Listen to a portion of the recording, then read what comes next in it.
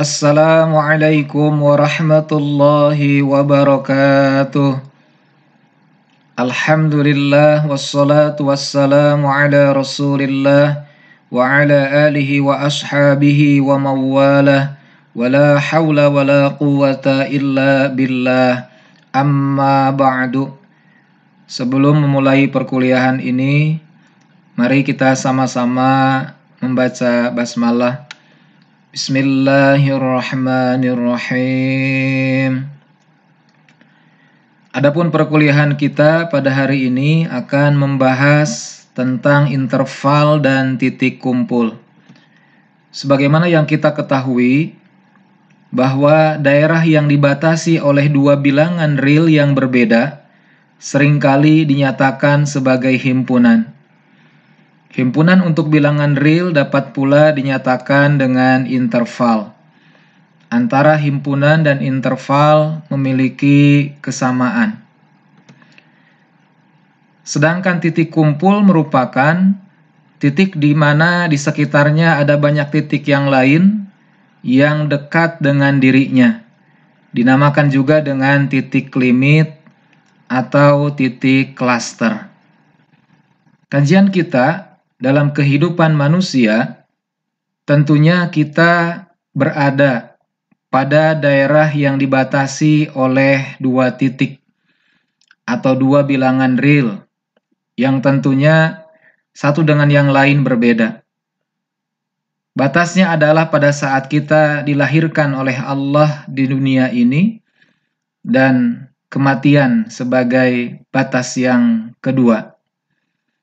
Maka kemudian antara 0 sampai dengan ada yang 60 tahun sampai kurang lebih di batas angka 70 tahun, maka selama itu manusia harus mampu menggunakan waktu yang Allah telah berikan kepadanya untuk bisa digunakan dalam kebaikan. Begitu pentingnya waktu hingga Allah bersumpah dengan beberapa kali mengawali ayat atau surah dalam Al-Quran dengan kata sumpah demi waktu. Di antaranya adalah wal fajr, demi waktu fajar dalam Al-Quran surah Al-Fajr. Begitu juga wal lail, demi waktu malam. Ada juga wal duha, demi waktu duha, wal asr, demi masa. Yang secara jelas dalam ayat yang kita baca terkait dengan waktu menunjukkan pentingnya kita menggunakan waktu sebaik mungkin untuk melakukan amalan-amalan yang baik. Dan bahkan di surah Al-Asr dengan jelas, manusia itu adalah merugi kecuali orang yang bisa menggunakan waktunya dalam beriman kepada Allah, beramal soleh, saling nasihat menasihati dalam kebenaran dan kesabaran. Manusia mengalami periode-periode kehidupan diawali dengan alam ruh, alam di mana sebelum manusia diutus oleh Allah ke dunia yang akan menerima amanah khalifah, Allah mengambil perjanjian dan persaksian manusia kepada Tuhannya, bahwa manusia akan tunduk dan patuh terhadap Allah dan tidak akan menyekutukannya. Di dalam Al-Quran surah Al-A'raf ayat 172, A'udzu billahi minasyaitonir rajim. Alastu birabbikum? Qalu bala syahidna. Bukankah aku ini Tuhanmu? Mereka semua manusia menjawab, benar. Engkau adalah Tuhanku dan kami menjadi saksi. Maka manusia kemudian mengalami evolusi biologis dari saripati tanah, kemudian nutfah, melalui proses menjadi alaqah, mudghah, kemudian tulang yang dibungkus oleh daging, dan sampai pada kesempurnaan bentuknya Allah tempatkan dalam satu tempat yang kokoh, yaitu di alam rahim. Maka atas kehendak Allah, manusia pun lahir ke alam dunia ini, tidak memiliki apa-apa, berada dalam kondisi lemah, tidak berdaya. Maka manusia tumbuh, mulai berkembang dari balita, kemudian bisa berjalan, beranjak ke remaja hingga akil balik. Maka waktu akil balik ini adalah manusia mulai mendapat tugas untuk beribadah kepada Allah dan menunaikan misinya sebagai khalifah. Dan ini adalah hal yang perlu kita fahami. Berapa lama manusia melaksanakan tugas ini? Tentunya bicara interval waktunya tidak ada yang tahu pasti. Semuanya adalah sesuai dengan apa yang sudah digariskan oleh Allah. Terutama batas akhir kehidupan dunia ini adalah ketika datangnya ajal. Di dalam Al-Quran surah Al-A'raf ayat yang ke-34, A'udzu billahi minasyaitonir rajim, fa idza ajaluhum la yastakhiruna sa'atan wa la yastaqdimun. Maka apabila datang ajal mereka, tidaklah dapat menunda kedatangannya sesaat pun, dan juga tidak dapat minta untuk disegerakan. Disinilah terkait dengan ajal, manusia tentunya setiap jiwa pasti akan mengalami mati. Kullu nafsin dha'iqatul maut. Oleh karena itu, mari kita isi kehidupan yang sementara ini dengan batas interval mungkin 0 sampai 60 tahun. Mungkin juga ada yang menyusut di bawah 60 tahun. Maka semua itu harus kita isi sebagaimana yang Rasulullah ingatkan kepada kita. 3 hal yang harus kita perhatikan. Yang pertama adalah tidak takut mati, tapi justru takut apa yang bekal yang kita bawa setelah kematian. Kemudian yang kedua adalah ketika tidak takut mati, maka bukan berarti kita melakukan hal-hal yang justru menyebabkan posisi kita mengalami suatu kematian yang tidak secara baik atau husnul khotimah. Dan yang ketiga adalah marilah kita jadikan ingat kepada kematian sebagai motivasi kita untuk memicu semangat beribadah dan melakukan amal-amal soleh sebagai persiapan kita. Dan mudah-mudahan kita semua ditakdirkan oleh Allah ketika ajal datang menjemput, menjadikan kita dalam kondisi husnul khatimah. Akhir kehidupan kita mendapatkan dalam posisi yang baik. Amin. Ya Rabbal Alamin. Adapun terkait dengan interval, interval adalah relasi urutan pada himpunan bilangan real yang ditentukan oleh koleksi bilangan asli N subset R. Jadi biasanya dalam batas interval itu menggunakan bilangan asli N subset R. Nah, jika A dan B adalah himpunan bilangan real dengan A kurang dari B, nah ini adalah menunjukkan relasi urutan. Jadi nanti dalam penempatan interval, maka bentuknya adalah interval yang pertama, interval dari batas A sampai dengan B, di mana yang pertama ini adalah interval terbuka, open interval, menggunakan tanda kurung biasa. Dan kalau kita pahami dalam bentuk himpunan, maka artinya interval terbuka A sampai B adalah himpunan X elemen R sedemikian sehingga X lebih dari A dan kurang dari B. Nah, di mana A dan B yang ada dalam interval atau himpunan ini adalah disebut sebagai endpoints dari interval. Jadi titik ujung, yang mana untuk interval terbuka tidak termuat A dan B di dalam interval tersebut. Nah, jika kedua endpoints digabungkan pada open interval, maka akan diperoleh closed interval atau interval tertutup. Jadi kalau A dan B-nya dimuat masuk ke dalam elemen dari interval tersebut, maka menjadi interval tertutup. Sehingga interval tertutup nanti dinotasikan dengan tanda kurung siku.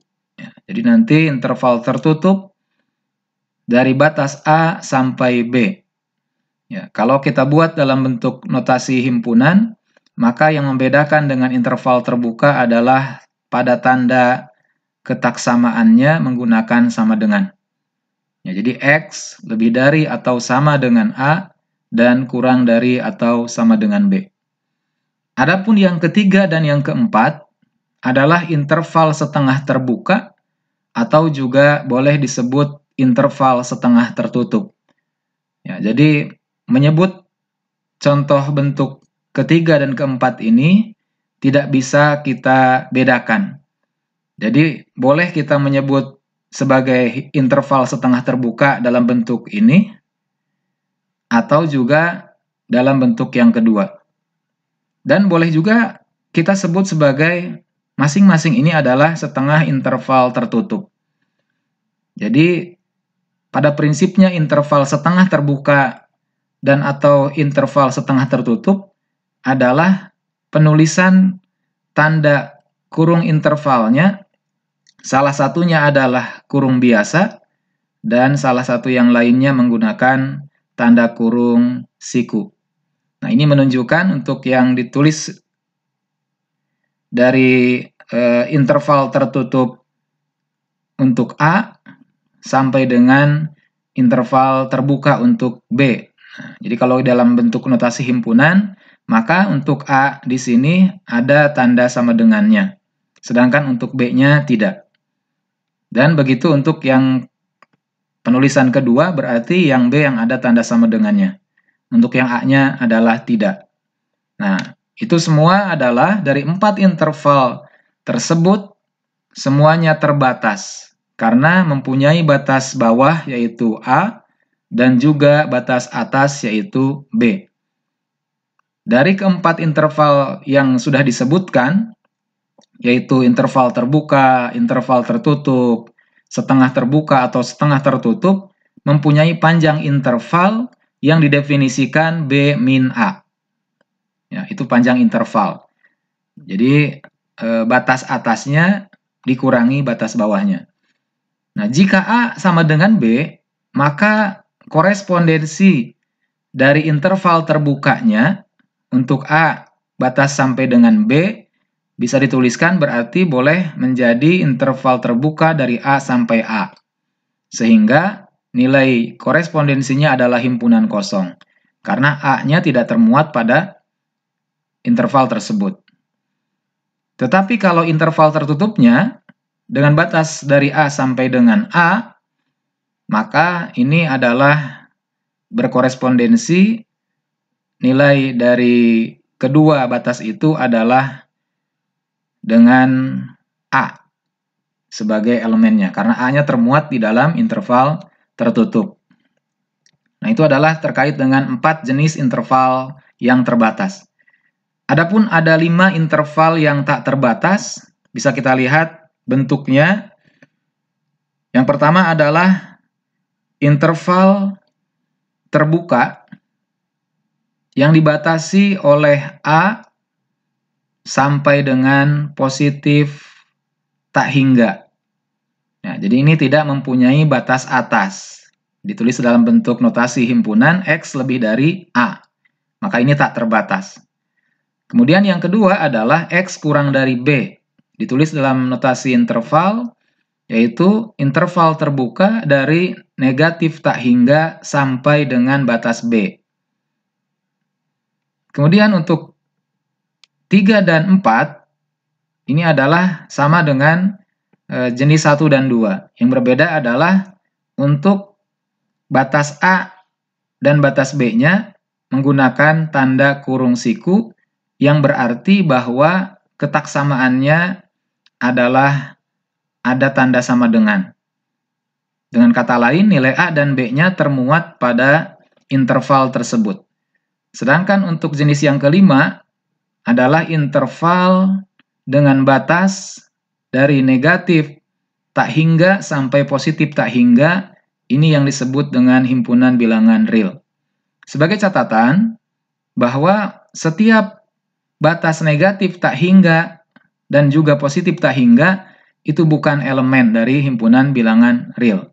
Maka nanti dalam penulisan intervalnya menggunakan tanda kurung biasa. 1 dan 2 disebut infinite open intervals, jadi interval terbuka tak hingga, dan 3 dan 4-nya adalah interval tertutup tak hingga, infinite closed intervals. Kita masuk ke teorema yang pertama tentang karakteristik interval. Jika S subset R memuat paling sedikit 2 titik dan mempunyai sifat yang satu ini, yaitu jika 2 titik kita sebut X dan Y elemen S, dan X kurang dari Y, ya, ketaksamaannya adalah yang nanti ditulis dengan posisi di sebelah kiri selalu nilainya kurang dari yang ada di sebelah batas kanan. Maka interval tertutup X sampai dengan Y batasnya adalah subset dari S. Nah, kalau sifat ini dipenuhi, maka S adalah interval.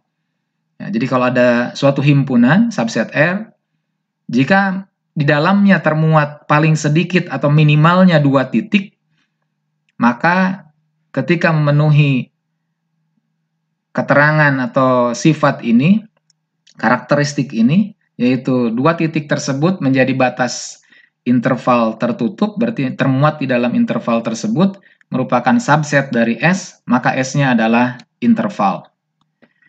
Nah, pembuktian teorema ini ada 4 kasus. Ya, karena berbicara interval, tentunya ada 4 kemungkinan sebagaimana berbicara pada himpunan. Yang pertama adalah S terbatas. Jadi S tersebut terbatas ke atas juga terbatas ke bawah. Kemudian yang kedua, S terbatas ke atas tetapi tidak ke bawah. Berikutnya S terbatas ke bawah tapi tidak ke atas, dan kasus keempat adalah S tidak terbatas baik ke atas maupun ke bawah. Jadi tidak terbatas ke kedua-duanya. Nah, kita tunjukkan satu persatu kasusnya. Kita mulai dari kasus yang pertama. Karena tadi yang akan kita tunjukkan adalah S himpunan yang terbatas, berarti mempunyai batas bawah dan batas atas. Maka kita bisa misalkan, setiap yang mempunyai batas bawah mempunyai infimum sebagaimana sifat infimum dan juga sifat suprimum. Jadi kita misalkan A sama dengan infimum dari S dan B sama dengan suprimum dari S. Maka S adalah subset dari interval tertutup batas A sampai dengan B. Akan ditunjukkan bahwa interval terbuka dari batas A sampai B adalah subset dari S. Nah, dimulai dengan pengambilan variabel Z yang terletak di antara batas A sampai B. Jadi jika Z lebih dari A kurang dari B, maka Z bukan batas bawah dari S. Ya, karena di situ terdapat A yang lebih kecil. Jadi ada bilangan X, elemen dari S, sedemikian sehingga X kurang dari Z. Ya, ada satu bilangan yang nilainya kurang dari Z tersebut, karena Z bukan batas bawah. Begitu juga untuk melihat dari posisi Z kurang dari B, ini artinya Z bukan batas atas dari S, karena ada yang lebih besar dari Z. Nah, jadi ada suatu bilangan kita sebut Y elemen S, sedemikian sehingga nilai Y lebih besar dari Z, atau Z kurang dari Y. Nah, sehingga Z kita bisa melihat dengan alasan atau penjelasan di atas adalah elemen dari interval tertutup A sampai dengan B. Ya, karena Z-nya ada di antara X dan Y. Maka kemudian melihat dari pengambilan Z terletak di antara A dan B juga sama. Akibatnya Z adalah elemen dari S. Karena Z elemen dari interval terbuka A sampai B, maka kita simpulkan bahwa interval terbuka dari batas A sampai B merupakan subset dari S. Ya, jadi kalau Z-nya adalah elemen dari suatu interval atau terletak di antara batas interval A, B tersebut, maka berarti karena A dan B itu adalah menjadi subset dari S yang akan kita tunjukkan, maka batas interval A sampai B juga adalah subset dari S. Nah, ini sebagaimana yang ditunjukkan berarti sudah tertunjuk. Nah, kemungkinannya nanti ada 4. Jika A elemen S dan juga B-nya elemen S, maka intervalnya adalah interval tertutup dari batas A sampai B. Nah, kemungkinan kedua, jika A bukan elemen dari S dan B juga bukan elemen dari S, maka intervalnya akan menjadi interval terbuka dengan batas A sampai B. Kemungkinan yang ketiga dan yang keempat adalah untuk A yang tidak elemen atau bukan elemen dari S berarti ini, B-nya adalah elemen S, dituliskannya. Atau juga kemungkinan yang keempatnya adalah untuk A yang elemen S dan B-nya bukan elemen dari S. Itu kasus ke-1 sudah ditunjukkan sebagaimana batas yang dimaksud. Nah, kita lanjut ke kasus yang kedua. Tadi terbatas ke atas, tapi S tidak terbatas ke bawah. Karena terbatas ke atas saja, berarti menurut sifat suprimum mempunyai suprimumnya. Kita misalkan B sama dengan suprimum dari S. Maka S adalah subset dari interval tertutup dengan batas dari negatif tak hingga sampai dengan B.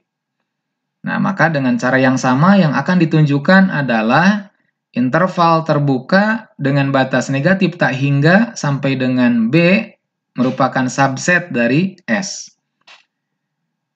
Nah, karena tadi kita hanya punya satu batas, yaitu batas atas, maka kita jadikan dasar menganalisisnya adalah jika Z kurang dari B, yaitu batas atas yang ada di sini, maka Z itu bukan batas atas, karena ada B yang lebih besar. Artinya, ada 2 elemen dari S, kita langsung ngambil di sini sebut X dan Y, sedemikian sehingga Z adalah terletak atau termuat di antara interval tertutup X sampai dengan Y. Maka ini adalah subset dari S. Oleh karena itu, dengan kita menunjukkan sifat yang kita tunjukkan sebagaimana dalam teoremanya, maka yang akan ditunjukkan tadi adalah sudah bisa ditunjukkan, yaitu interval dengan batas negatif tak hingga sampai dengan B adalah subset dari S. Kemungkinannya akan ada 2. Jika B adalah elemen dari S, maka berarti untuk B nanti selangnya tertutup. Nah, sedangkan jika B bukan elemen dari S, maka S-nya dengan selang terbuka atau interval terbuka. Kasus 3 dan kasus 4 nanti bisa dicoba sebagai latihan. Untuk kasus 3 adalah terbatas ke bawah, tapi tidak terbatas ke atas. Artinya mempunyai batas bawah kita sebut A, berarti itu yang dimisalkan adalah infimum dari S. Dan seterusnya dengan pola yang sama.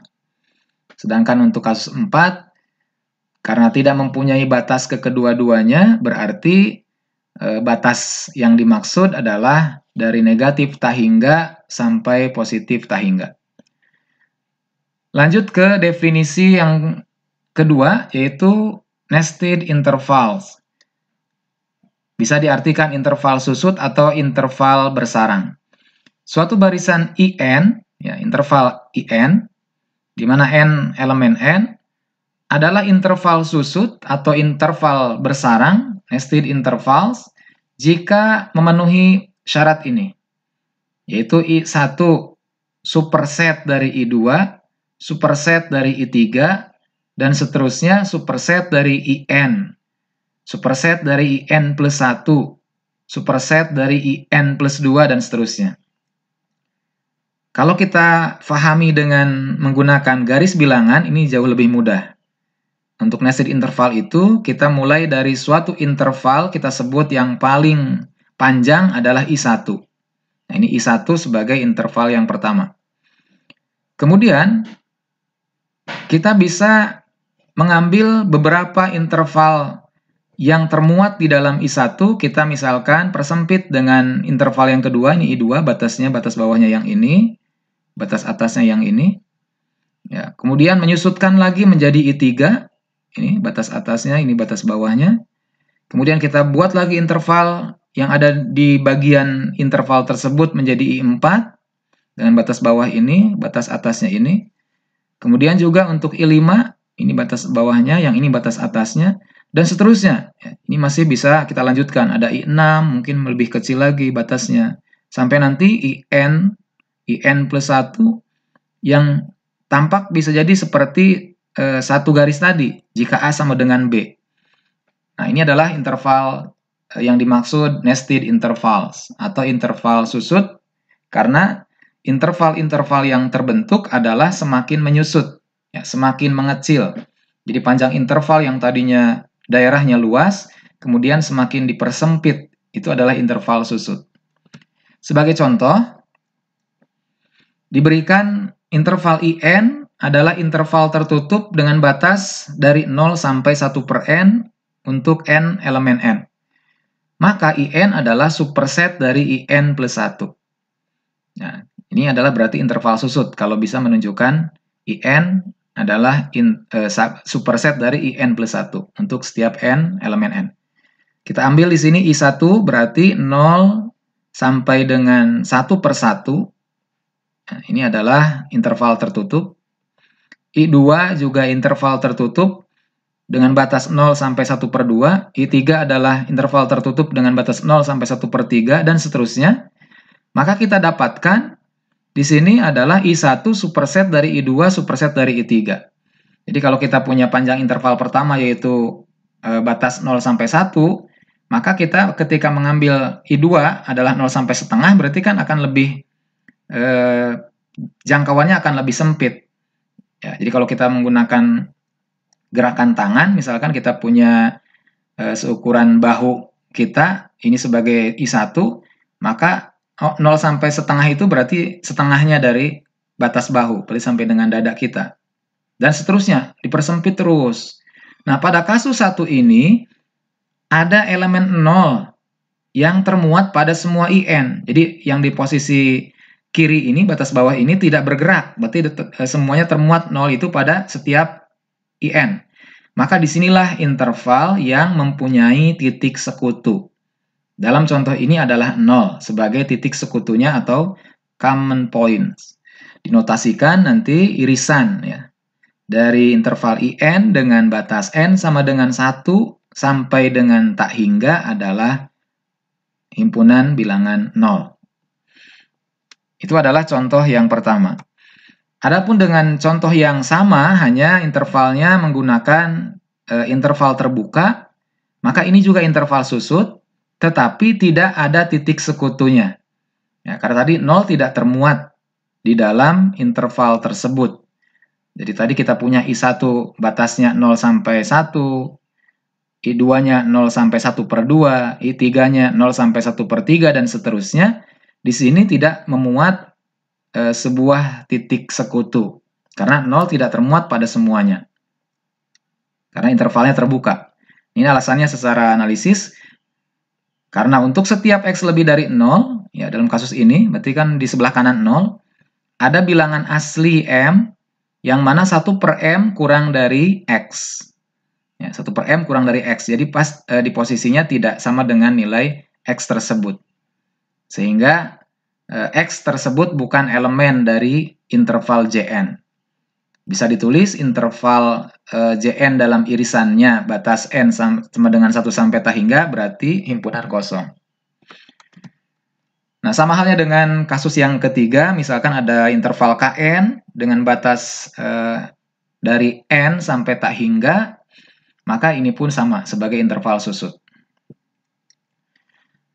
Nah, untuk aksioma 7.3 adalah sifat nested intervals jika interval IN, yaitu interval tertutup yang dibatasi oleh AN sampai dengan BN, untuk N elemen bilangan asli, barisan susut tertutup, ya kita lihat dari sini adalah barisannya tertutup, intervalnya terbatas karena mempunyai batas bawah dan batas atas, maka ada sebuah bilangan real, kita sebut C di sini, ya, tulisannya XI, ya, C, sedemikian sehingga C termuat pada IN, atau elemen IN, untuk setiap N elemen N. Ini adalah sifat dari nested interval. Jadi tadi sudah disampaikan, paling sedikit mempunyai satu titik yang termuat pada interval tersebut. Maka pembuktiannya kita mulai dengan yang diketahui dari aksioma ini adalah interval susut. Karena interval susut, maka kita punya menurut definisi IN adalah subset dari I1. Ya, jadi posisi yang semakin N-nya sampai dengan tak hingga, maka itu akan semakin kecil, ya, atau menjadi himpunan bagian dari I1. Jadi I1 yang paling panjang intervalnya. Maka karena tadi IN adalah dibatasi oleh AN sampai BN, berarti AN akan kurang dari B1 untuk setiap N elemen N. Jadi untuk ketika menyertakan ada simbol N, untuk suku ke N, maka semuanya harus ada tambahan keterangan bahwa N itu adalah elemen dari bilangan asli. Oleh karena itu, himpunan dengan batas AN yang ada di sini adalah bukan himpunan kosong dan terbatas ke atas. Jadi di sini adalah terbatas oleh B1. Menurut sifat suprimum, kalau terbatas ke atas maka mempunyai suprimum. Kita tulis sebagai suprimumnya adalah C, ya, sebagaimana yang ada di dalam aksiomanya. Nah, jelas AN akan kurang dari atau sama dengan C. Ya, karena kalau bicaranya suprimum, pasti dia adalah di posisi bentuk yang kita pahami dalam sifat yang menjadi syarat suprimum adalah AN kurang dari atau sama dengan C. Waktu itu kita menggunakannya S. S kurang dari sama dengan U. Nah, klaim juga untuk C ketika kita pandang dari BN. Ya, C kita pandang dari BN. Kalau tadi kan C dipandang dari AN. Nah, dengan menunjukkan BN sebagai batas atas, lihat dari ini, dari AK, ya, jadi BN adalah sebagai batas atas, kan kita konversi dengan A yaitu AK, maka kita pertimbangkan ada dua kasus. Nah, ini kasusnya. Jadi tadi untuk kasus pertama, jika N kurang dari atau sama dengan K, dan kasus kedua, jika K kurang dari N. Untuk N yang kurang dari sama dengan K, maka IN adalah superset dari IK. Ya, jadi semakin kecil nilai dari intervalnya, IN-nya, maka itu akan berakibat menjadi posisinya kita nanti kalau bisa dilihat gambar mungkin akan lebih jelas memahaminya. Ya, kita mulai dari kasus kedua dulu misalkan. Nah, jika K kurang dari N, berarti kan posisi K-nya ada di posisi yang mana IK itu adalah superset dari IN. IK berarti kan batas intervalnya dari AK sampai dengan BK. Nah, ini IK. Nah, jika K-nya kurang dari N, berarti kan posisinya K di sebelah kiri N. Maka kita melihat di sini IK, interval IK, yaitu dengan batas AK sampai BK, itu adalah superset dari interval IN, ya, dengan batas AN sampai BN. Nah, sehingga kita punya, dengan melihat yang ada di sini, AK kurang dari sama dengan AN, kurang dari sama dengan BN. Ya, kalau mau dilanjutkan, kurang dari sama dengan BK. Tapi kita tidak gunakan untuk BK karena kita hanya ingin menunjukkan terletak di antara AN dan BN. Tadi yang AN sudah kita tunjukkan, sekarang sedang menunjukkan untuk yang BN. Nah, kalau yang kasus 1 tadi, jika N kurang dari atau sama dengan K, berarti N-nya ada di sebelah kiri. Berarti tadi AN, kemudian AK, BK, dan BN yang paling kanan. Maka bentuk penulisan yang pertama ini tadi, berarti posisinya kalau mau lengkap adalah AN kurang dari sama dengan AK, kurang dari sama dengan BK, kurang dari atau sama dengan BN. Kita ambil hanya 3 unsur yang ada irisan dari kedua kasus ini. Maka kita punya irisannya adalah dari 1 dan 2 kasus yang sudah memungkinkan terjadi, kita dapatkan bahwa AK kurang dari atau sama dengan BN.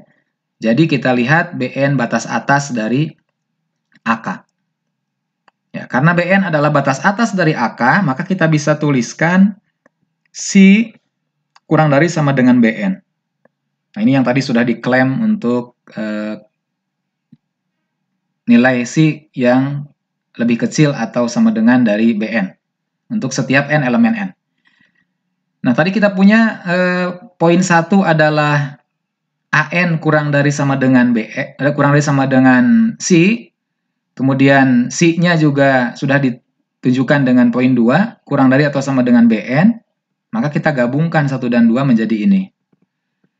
Ya, jadi nilai C adalah lebih dari atau sama dengan AN, kurang dari atau sama dengan BN untuk setiap N elemen N. Artinya, C termuat di dalam interval IN. Atau C elemen dari interval tertutup dengan batas AN sampai BN. Nah, ini berarti sudah terbukti sesuai dengan teoremanya. Kita lanjut ke teorema berikutnya.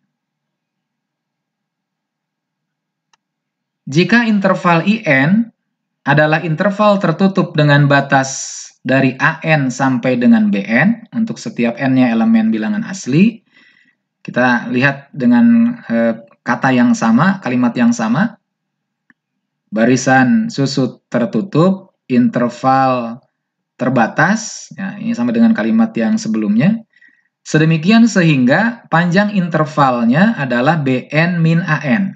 Ya, oke, bisa dipahami panjang intervalnya.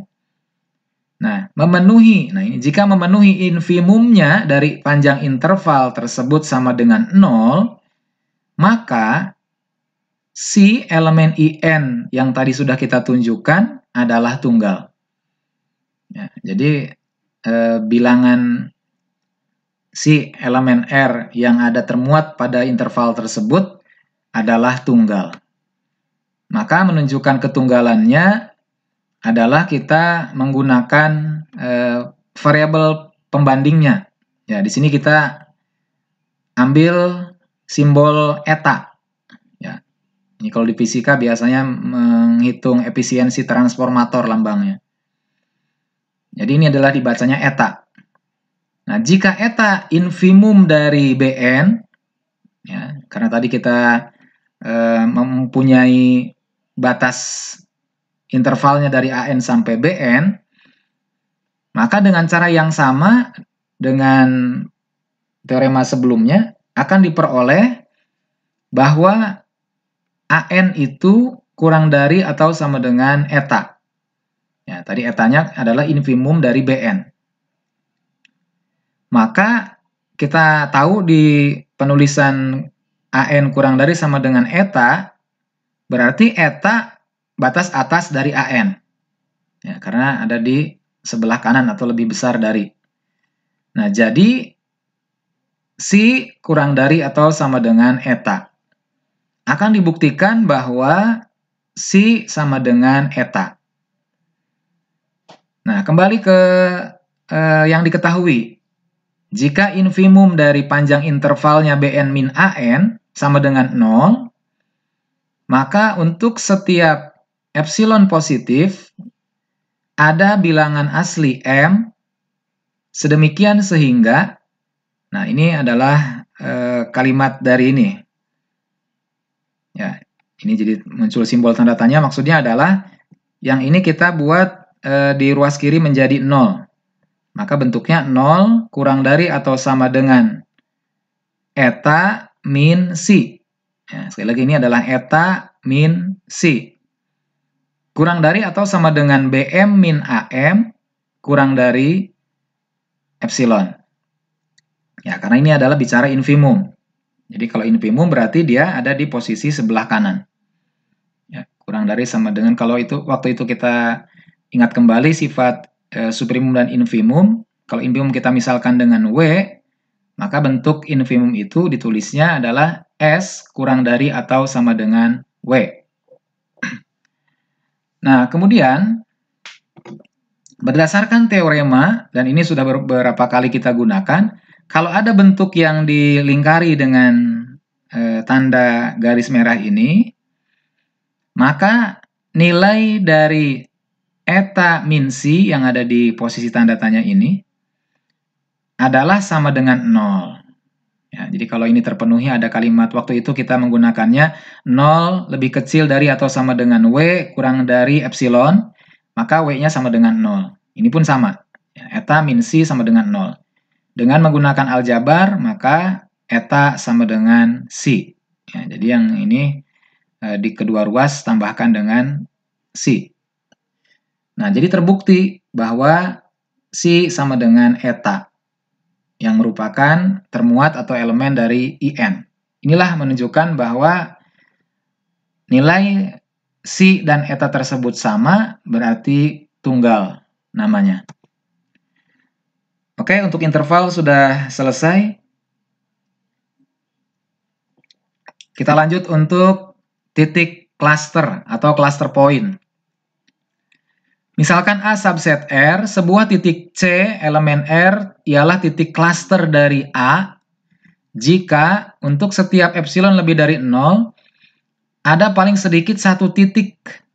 Kita sebut X elemen A, di mana X-nya tidak sama dengan C, sedemikian sehingga nilai mutlak dari X min C kurang dari epsilon.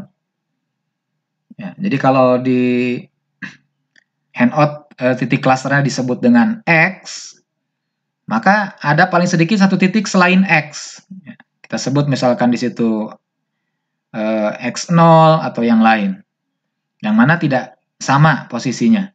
Maka ketika menggunakan operasi nilai mutlak dengan operasi pengurangan dari kedua titik yang ditunjukkan itu adalah di posisi bukan himpunan kosong. Maka dengan kata lain bisa juga kita pahami dari definisi ini, sebuah titik C adalah titik cluster dari A jika setiap persekitaran atau lingkungan, dalam bahasa lain, V epsilon dari C adalah interval terbuka dengan batas C min epsilon sampai C plus epsilon, memuat paling sedikit satu titik dari A yang berbeda dengan C tersebut. Ya, ini kalau bahasa definisi tadi kita buat dengan kata lain. Ya, nanti dalam analisis yang kita gunakan untuk memenuhi definisi ini adalah menggunakan irisan dari persekitaran titik cluster C tersebut diiriskan dengan himpunan A yang nanti diketahui, kemudian dikurangi dengan titik cluster C adalah bukan himpunan kosong. Nah, kalau ini bisa ditunjukkan bukan himpunan kosong, berarti C adalah titik cluster. Atau juga boleh langkahnya adalah dengan mengurangkan terlebih dahulu persekitarannya dengan titik clusternya. Kemudian baru diiriskan dengan himpunan A. Maka ini juga boleh. Ya, jadi langkah-langkahnya urutannya bebas mana dulu. Ya, karena ini adalah operasi yang bisa dilakukan secara pengelompokan ya. Jadi silakan diasosiatifkan. Nah, kalau bisa ditunjukkan dengan definisi ini, maka artinya C adalah titik klaster dari A. Nanti dituliskannya A aksen. Jadi C elemen dari A aksen. Oke, kita ambil contoh. Diberikan himpunan S atau interval S adalah interval terbuka dengan batas 0 sampai 2. Apakah 0 titik klaster dari S? Nah, maka jawabannya, karena tadi dalam definisinya adalah untuk setiap epsilon lebih dari 0, maka kita ambil epsilon lebih dari 0 sebarang. Maka langkah pertama adalah kita cari persekitarannya, ya, V epsilonnya. V epsilon dari 0. Ya, jadi kalau ditanyakan titik klasternya 0, berarti ininya 0. Kalau ditanyakan apakah 2 titik klaster, berarti nanti V epsilon 2. Nah, adalah interval terbuka 0 min epsilon sampai 0 plus epsilon. Atau dihasilkan interval terbuka dari negatif epsilon sampai dengan positif epsilon. Menggunakan teorema densitas, bahwa di dalam batas dua bilangan real terdapat bilangan rasional, maka 0 adalah titik klaster dari S. Dan 0 bukan elemen dari S. Karena ini intervalnya terbuka, berarti 0 bukan elemen dari S. Nah, demikian juga kalau kita mengambil titik yang lain, ya, 1/2 juga titik klaster dari S. Tapi 1/2 adalah elemen dari S. Ya. Di sini ada batas 0 sampai 2, berarti ada 1/2. Dan seterusnya. Jadi nanti kalau mengambil titik-titik klaster yang lain, selain 0 juga ada titik klaster yang lain yang terdapat di dalam interval terbuka dari batas 0 sampai 2. Oke, bisa difahami. Kita lanjut ke contoh 2. Nah, nanti harus jeli melihat tanda yang digunakan pada soal. Kalau tadi tandanya adalah kurung biasa berarti interval, yaitu batas yang dimaksud, terdapat banyak bilangan real dengan batas tersebut. Kalau untuk contoh 2 adalah di sini hanya 2 elemennya, yaitu 1 dan 2, menggunakan tanda kurung kurawal. Apakah 1 titik klaster dari A? Nah, maka kalau yang terlihat hanya 2 titik dalam sebuah himpunan A, maka kita bisa pastikan di sini adalah bukan titik klaster dari A. Ya, jadi kalau bukan titik klaster, nanti pengambilan pembuktiannya tidak menggunakan ambil sembarang epsilon, tapi justru kita menggunakannya cari persekitarannya dulu, kemudian ambil permisalan epsilon tertentu. Ya, di sini misalkan epsilonnya setengah yang kita ambil, yang paling mudah ya. Jadi kalau mau ngambil yang 1/3, 1/8 juga boleh semuanya, yang penting lebih dari 0.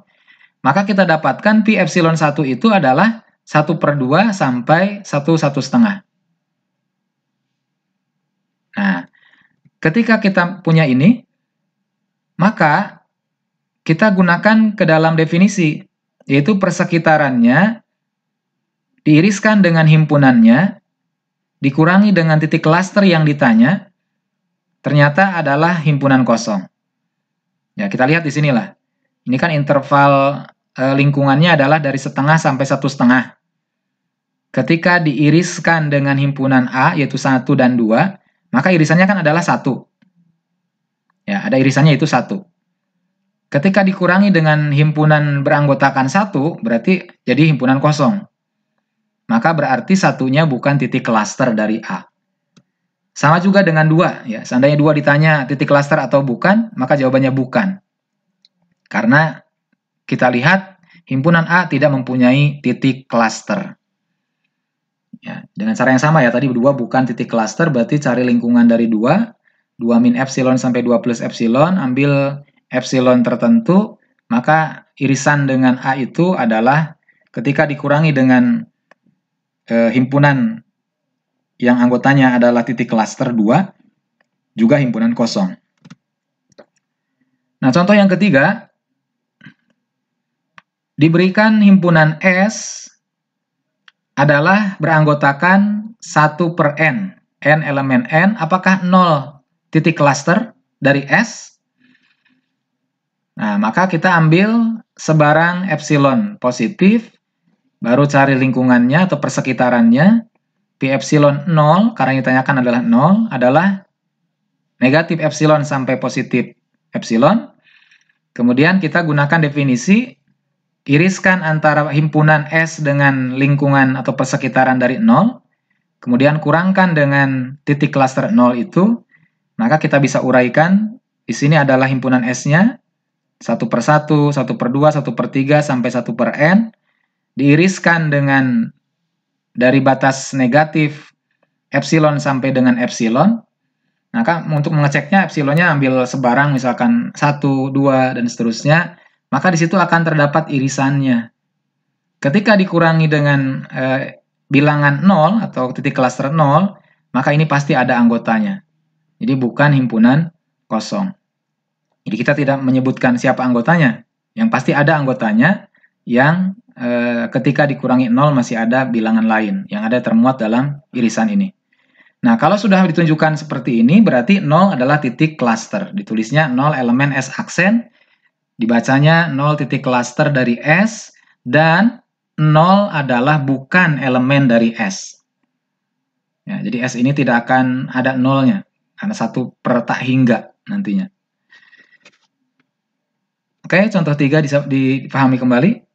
Lanjut ke contoh 4. Diberikan himpunan B, yaitu interval tertutup dari 1 sampai 2, min bilangan himpunan bilangan 4. Apakah 4 merupakan titik klaster dari B?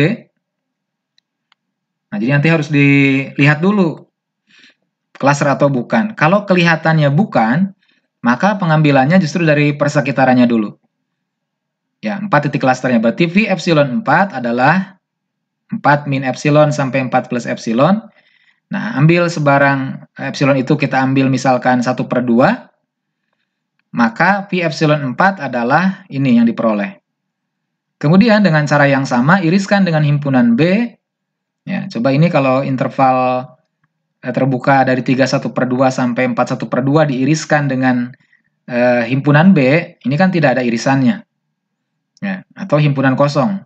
Himpunan kosong dikurangi dengan himpunan bilangan 4, ya pasti himpunan kosong jawabannya. Nah, maka 4 bukan titik klaster. Oke, lanjut. Ke lemma 7.6.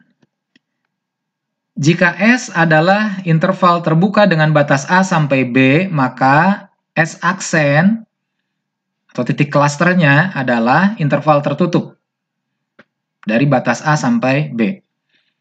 Nah, pembuktiannya adalah ambil sebarang epsilon positif. Nah, kita akan tunjukkan satu persatu. Yang pertama adalah untuk X elemen dari interval terbuka A sampai B. Jadi X-nya termuat di interval terbuka A sampai B. Maka menurut definisi kita ujikan himpunan S tersebut diiriskan dengan persekitarannya dikurangi dengan titik klaster yang dimaksud. Bagaimana? Apakah ada elemen hasilnya ataukah himpunan kosong? Maka untuk memudahkan kita gunakan gambar garis bilangan ini. Ini adalah interval A sampai B, kemudian ada X termuat pada A sampai B, terserah ada di posisinya, yang penting di dalam batas A sampai B. Bisa di tengah-tengah, bisa di sebelah kirinya sedikit, terus dimanapun yang penting terdapat di dalam batas A sampai B. Maka X ini berarti ada batas X min epsilon persekitarannya sampai X plus epsilon. Nah, ini menunjukkan karena ini ada irisannya meskipun X-nya dipotong atau dikurangi tadi, maka masih ada ini irisan yang lain yang diarsir dengan warna arsiran kuning. Maka menunjukkan X adalah titik klaster dari S aksen atau titik klaster dari S. Karena X sebarang tadi pengambilannya, maka berlaku untuk setiap interval terbuka A sampai B merupakan elemen dari S aksen. Oke, jadi untuk interval terbukanya sudah terbukti. Nah, sekarang untuk X sama dengan 2. Ya, karena kita akan menunjukkannya tadi interval tertutup. Ya, berarti A-nya harus termuat. Maka kita perlu menunjukkan untuk X sama dengan A.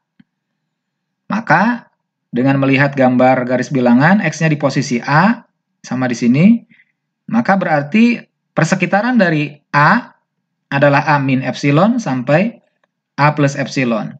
Ketika dikurangi, ya irisannya dengan dikurangi A ini, titik A ini, maka masih ada nih irisannya, yaitu dari A sampai dengan A plus epsilon. Ini hasil irisannya. Jadi interval terbuka dengan batas A sampai A plus epsilon, maka itu artinya bukan himpunan kosong. Ini menunjukkan bahwa A juga elemen dari S aksen. Jadi A titik klaster dari S. Nah, sekarang untuk kasus X sama dengan B, dengan cara yang sama kita posisikan X tepat di posisi B. Nah, maka persekitarannya adalah interval terbuka dari B min epsilon sampai B plus epsilon. Kita lihat irisannya dengan himpunan interval A sampai B itu juga ada di sini. Ketika dikurangi dengan B juga masih ada irisannya yang diarsir warna kuning. Itu artinya bukan himpunan kosong. Menunjukkan bahwa B juga elemen dari S aksen. Dari 1, 2, dan 3 pernyataan yang sudah kita peroleh, maka didapat pernyataan 4 yaitu interval tertutup dengan batas interval A sampai B adalah elemen dari S aksen. Nah, ketika kita sudah menunjukkan interval tersebut yang dibuktikan adalah elemen, maka kita berikutnya juga perlu menunjukkan bahwa selainnya adalah bukan elemen dari S aksen. Nah, selainnya itu berarti kita ambil X kurang dari A. Ya, kalau kita gambarkan berarti terletak X di posisi sebelah kiri A. Ya, tidak ada irisan ya. Karena tidak ada irisan, berarti himpunan kosong irisannya. Artinya, X bukan elemen dari S aksen. Begitu juga untuk pengambilan X lebih dari B. Maka dengan cara yang sama, diambil dengan garis bilangan kita bisa pahami, maka di sini tidak mempunyai irisan antara persekitarannya, yaitu X min epsilon sampai X plus epsilon dengan interval A sampai B tersebut. Ya, jadi dengan pernyataan 4, 5, dan 6 ini meyakinkan kepada kita bahwa S aksen itu sama dengan interval tertutup A sampai B. Nah, ini berarti sudah lengkap pembuktiannya. Nah, sebagai contoh, jika S himpunan berhingga, maka S aksen adalah himpunan kosong. Ya, karena di sini ada kalimat himpunan berhingga, maka kita misalkan S-nya adalah beranggotakan S1, S2, sampai Sn. Nah, ini berhingga dengan batas Sn. Andaikan S aksen bukan himpunan kosong. Jadi pembuktian ini menggunakan pembuktian tak langsung dengan pengandaian. Karena yang akan dibuktikan adalah S aksen sama dengan himpunan kosong, berarti pengandaiannya bukan himpunan kosong. Nah, kalau bukan himpunan kosong, sebut ada titik X, elemen S aksen. Ya, karena bukan himpunan kosong, berarti kan ada sebuah titik. Kita sebut X titiknya. Nah, kemudian pilih epsilon 1/2 minimum. Ya, ini yang epsilon yang lebih kecil atau paling kecil, sangat kecil. Dari nilai mutlak X min SI. SI itu yang ada di sini. S1, S2, S3, dan seterusnya. Nah, maka ketika kita pengambilan epsilonnya ini, akan kita dapatkan irisan dengan S yang ada di sini, tadi irisannya, itu adalah himpunan kosong. Nah, ini kontradiksi dengan pernyataan X elemen S aksen. Berarti pengandaiannya salah, jadi haruslah S aksen adalah di luar pengandaian, yaitu sama dengan himpunan kosong. Contoh 6, misalkan S adalah himpunan yang didefinisikan 1/n, buktikan bahwa 0 elemen dari S aksen. Kemudian bila X elemen S, maka X bukan elemen dari S aksen. Nah, kita mulai dengan pembuktian dari A. Jika diberikan epsilon lebih dari 0 sebarang, maka dengan cara yang sama, definisi yang digunakan. Himpunan S-nya diiriskan dengan persekitaran dari titik klaster 0, dikurangi dengan titik klasternya, akan kita lihat di sini uraiannya. Maka ini ada elemennya, berarti bukan himpunan kosong. Jadi kesimpulannya 0 adalah elemen S aksen terbukti. Nah, adapun yang kedua, bila X elemen S, maka X tersebut bukan titik cluster.